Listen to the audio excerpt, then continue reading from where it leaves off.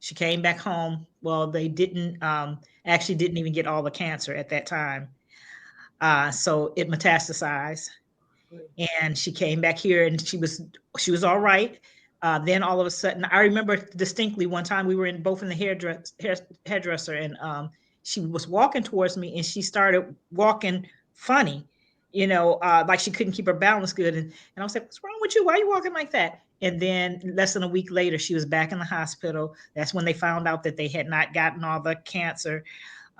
She had to have another operation. When she had the other operation, she ended up paralyzed on the left hand side, and uh, she lived a long time after that. However, her the quality of her life was severely diminished. She was, like I said, paralyzed on the left hand side, and for a while she was able to walk and even drive. But as the years went on, she just became. I'll say she had probably at least 10, 11 good years where she was functional, but she was still paralyzed, mainly in her arm, her left arm, but she also in her leg too.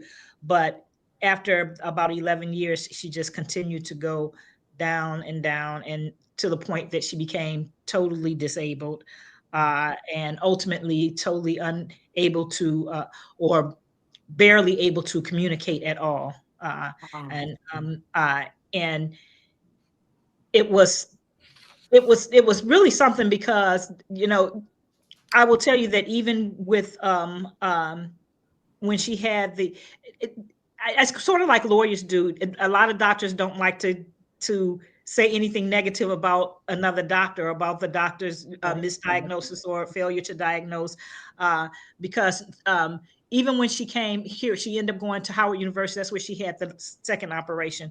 When she had the second operation, they did tell her that that's when she found out that the other doctor failed to get all of the cancer out. But they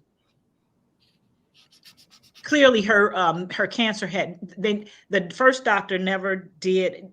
We're thankful that they diagnosed her, but the first doctor never did specifically say that it was because of the failure to diagnose, but because of the advanced stage of the cancer. Clearly, she had been going to the doctor. It wasn't something that it didn't happen overnight. Yeah. So that was, and it was, certainly very sad.